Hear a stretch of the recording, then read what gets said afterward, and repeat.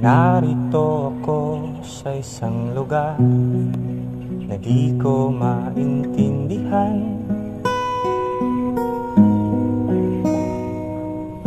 Nakikipagsapalaran sa buhay na ang hantungan ay kawalan. Denumero ang galaw ng tao, bawat gawin ay may presyo. O narito ako sa isang lugar na di ko maintindihan.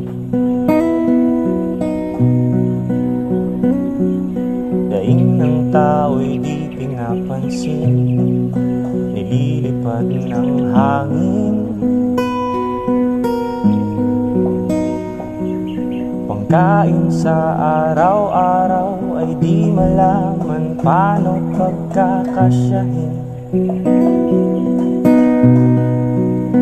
Lalong yumayaman ang mga mayaman, lalong naghihirap ang mga mahirap.